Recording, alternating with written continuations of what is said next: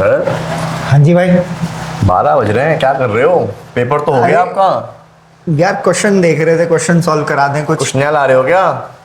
देखते हैं, कुछ ना कुछ नया तो होना ही चाहिए। नया देखो, क्या खेला हो है? वो। ये क्या खेला है? सर जी, खेला। अच्छा, ये देखो, ये क्या है? ये तो क्या कह रहा है ये? मैंने देखना नहीं सुनना। देखा यार। In class 10th 2 board examinations be conducted from 25-26। ये अफवाह तो पहले से ही उड़ रही थी, A लेकिन draft अब अरे sir, a draft policy for the same be developed. That this draft policy be hosted on CBSE website for getting response from all stakeholder, schools, teachers, parents, students and other. Sir 12 बज रहे हैं, हम लोग क्या कर रहे हैं? भाई ये यही क्या है? यही तो बच्चों के CBSE लिए क्या करके मानेगी, मुझे बताओ जरा। फिजिक्स का पेपर ऐसा बना फिजिक्स दिया। का पेपर बना दिया। आज पेपर हमारा बच्चों केमिस्ट्री का पेपर है, बीएसटी का पेपर भी ऐसे ही आ गया। अकाउंट्स का पेपर देखो क्या आता है, मतलब समझ नहीं आ रहा ये रात को ही क्यों करते शॉकिंग। देखो ये 10 बजे मतलब सुना नहीं देना चाहता क्या सीबीएसई वाले हम लोग को भी? नींद हराम करके रखनी है आपकी। वो तो ठीक है, लेकिन कुछ कुछ चीजें तो मुझे ऐसी लग रही है कि कुछ अच्छा भी है इसमें। चलो देखते हैं क्या है क्या नहीं, एक बार जरा समझते हैं क्या देखते है। हैं, जरा एक बार चलते हैं। हाँ तो मैं आपके लिए लेके भी आया, वैसे ज्यादा वो करना नहीं है अपने को।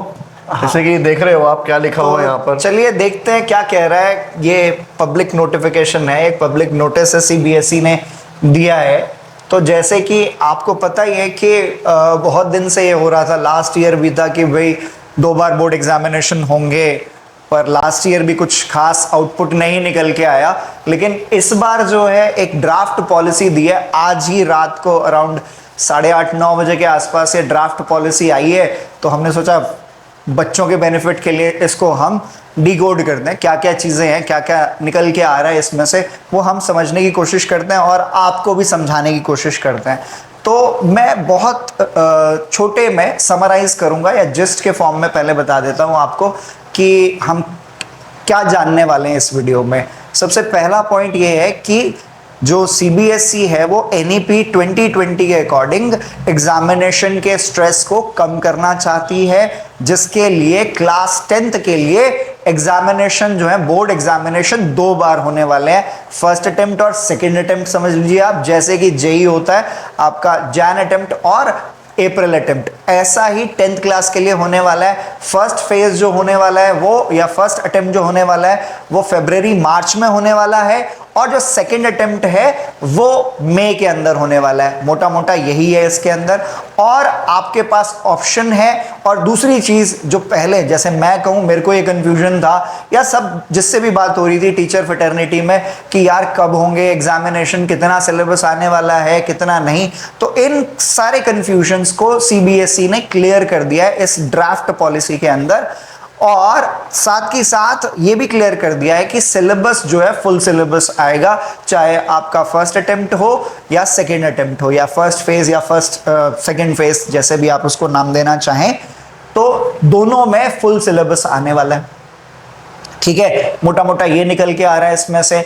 और 2 चांसेस आपको मिलने वाले हैं। तो चलिए आइए देखते हैं क्या क्या है ड्राफ्ट पॉलिसी के अंदर। और सीबीएसई कह रहा है कि this draft policy will be hosted on the website and suggestions are asked from schools, teachers, parents, students and other general public।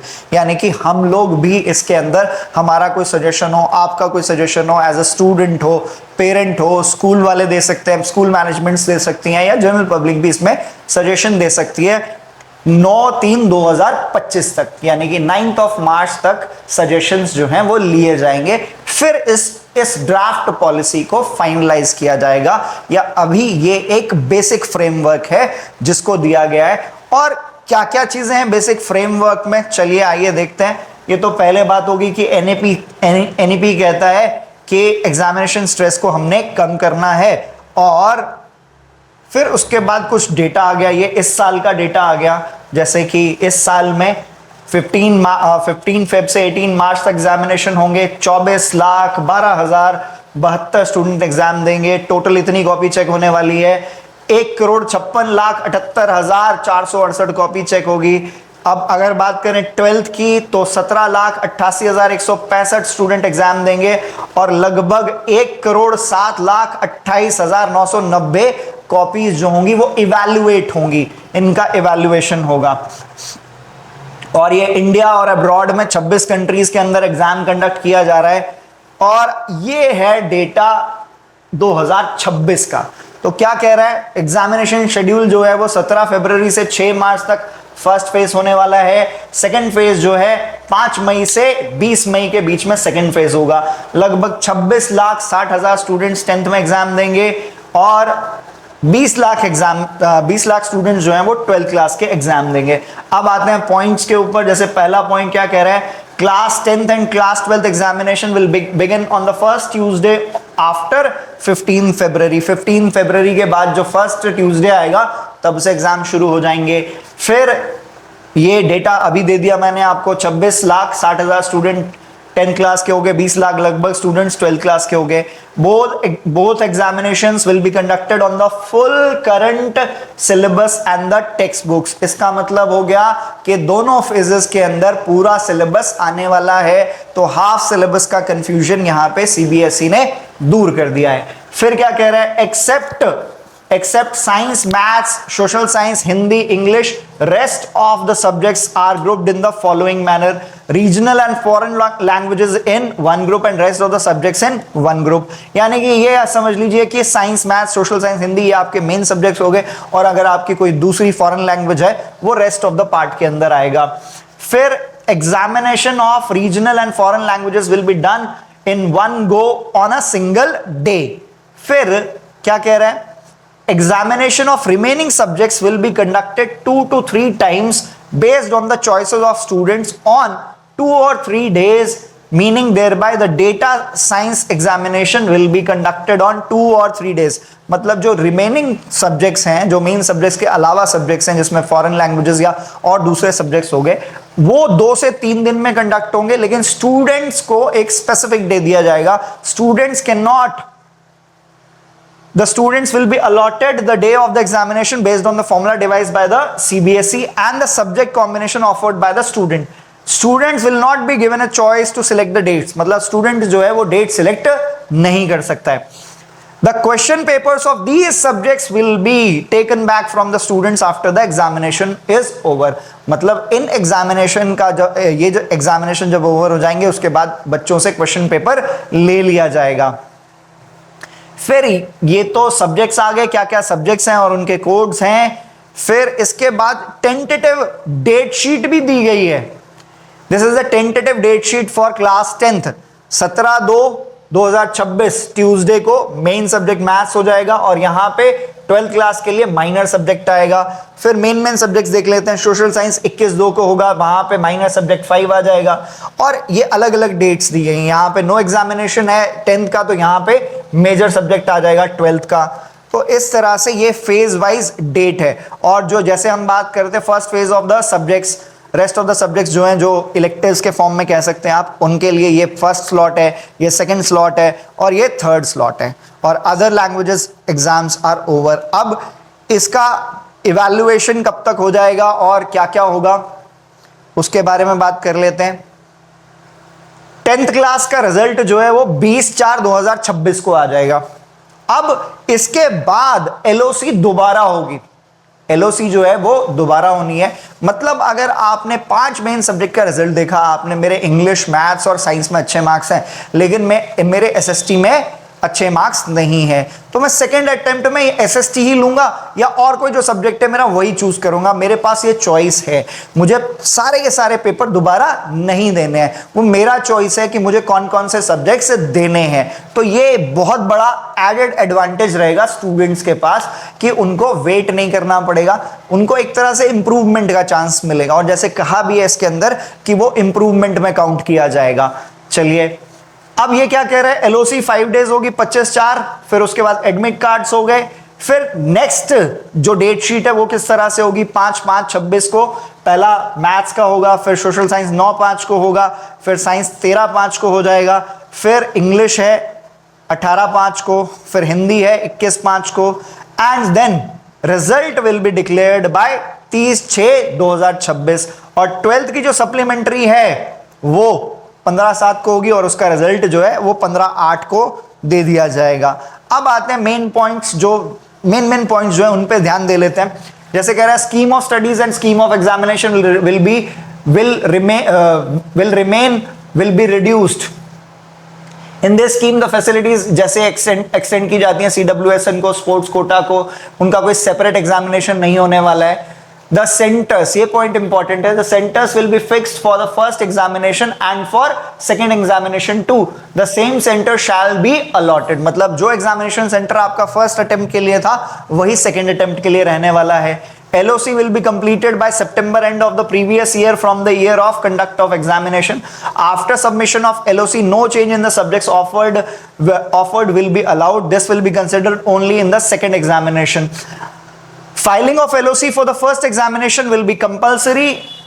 Option for both examination will be obtained in the LOC when filing for the first examination. No new name will be added to the LOC of the second examination. मतलब आपको जब आप first time LOC भर रहे हैं उसी में option डालना पड़ेगा कि मैं फर्स्ट भी दूंगा और मैं सेकंड भी दूंगा। तो और for second examination LOC will be made live immediately after the result declaration only for opting out of the second examination। मतलब अगर आपने पहली बार में ले लिया कि मैं फर्स्ट और सेकंड अटेम्प्ट दोनों दूंगा, लेकिन आपको लगता है कि मेरे मार्क्स अच्छे हैं, जैसे मैंने सोचा था उसी हिसाब से मेरे मार्क्स हैं, तो मेरे को सेकेंड अटेम्प्ट देने की मेरी चॉइस है। अगर मैं देना चाहूं तो दे सकता हूं, नहीं देना चाहूं तो नहीं दूंगा मैं। तो वहां पे आपको ऑप्ट आउट करना पड़ेगा जब सेकेंड LOC आ जाएगी। All schedule will be fixed and there will not be any deviation in the schedule.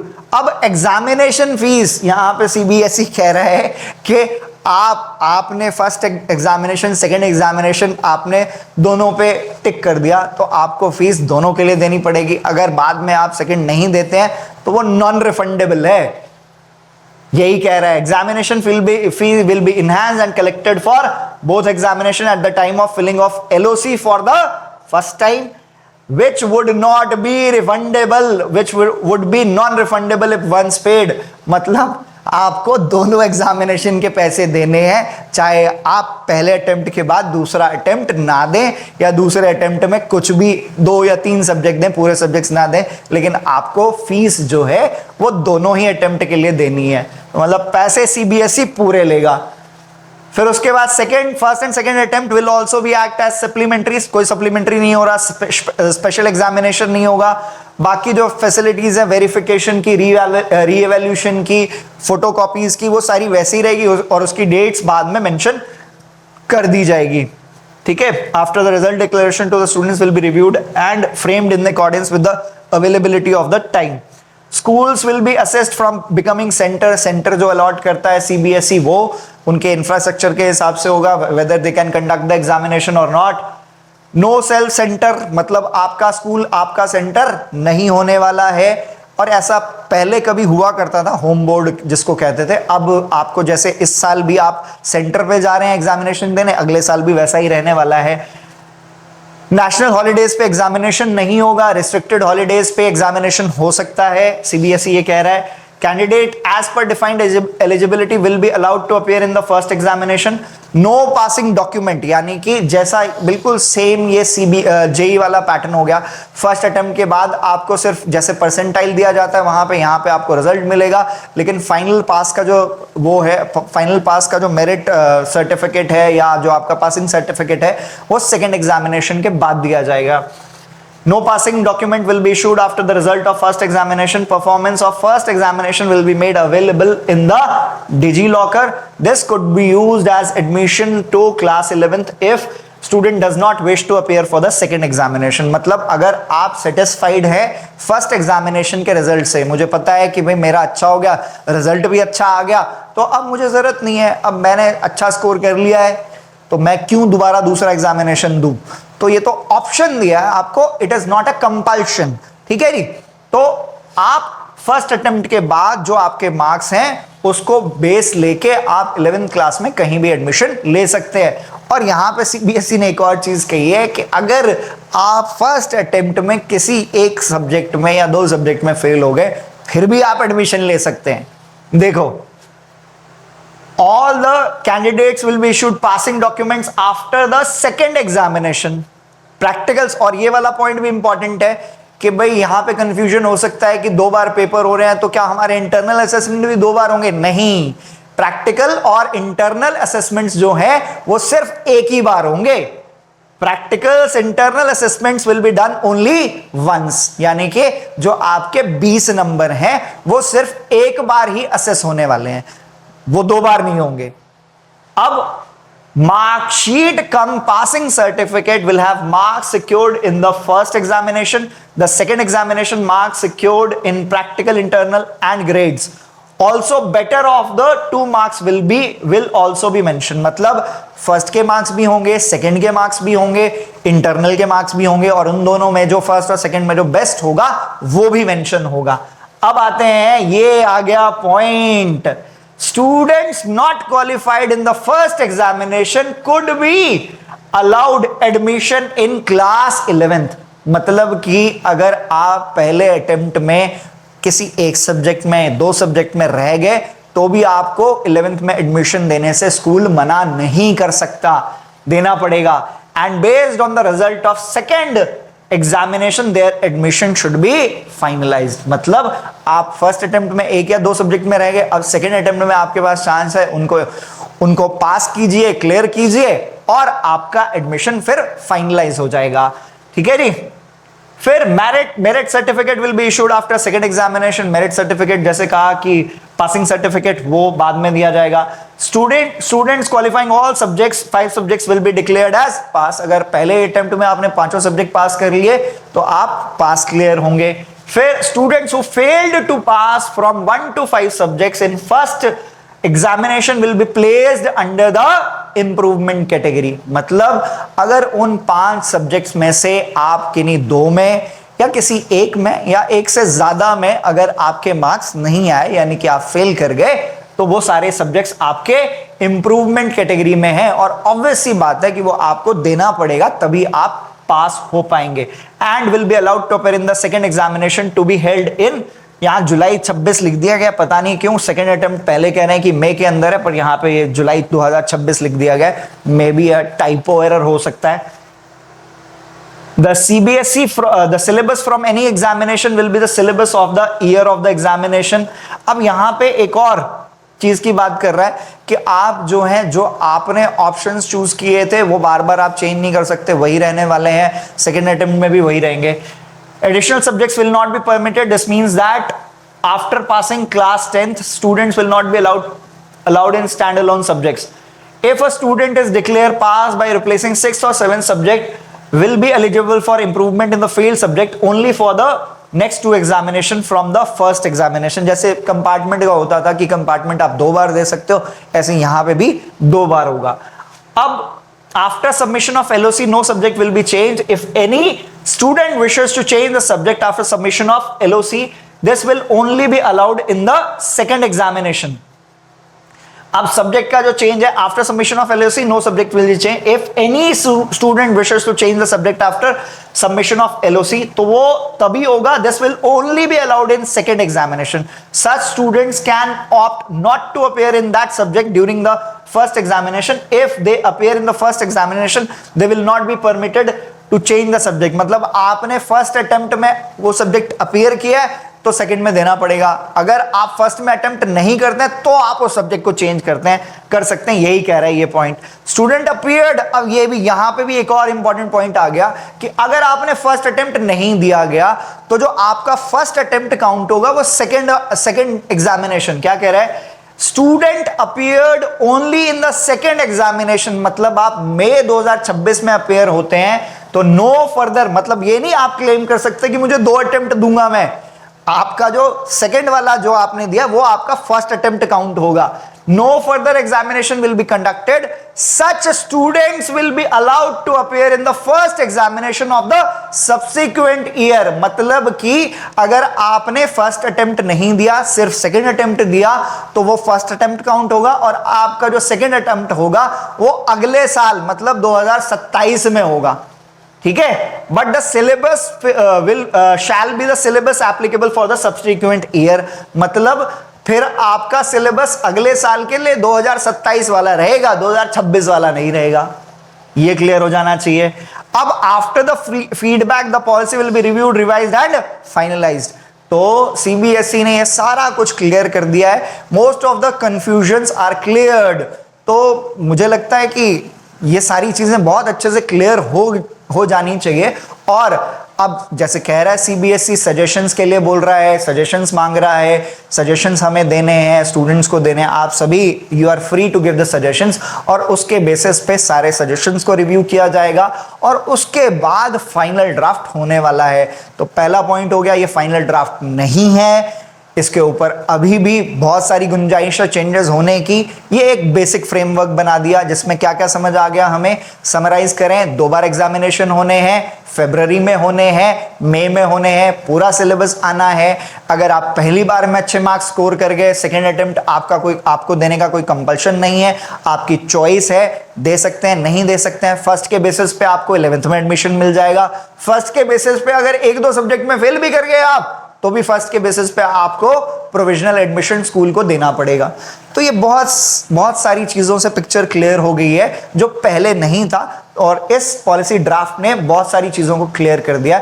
Hope आपको ये वीडियो बहुत अच्छा लगा और आप लाइक कीजिए, सब्सक्राइब कीजिए हमारे चैनल को। Thank you so much, thank you so much.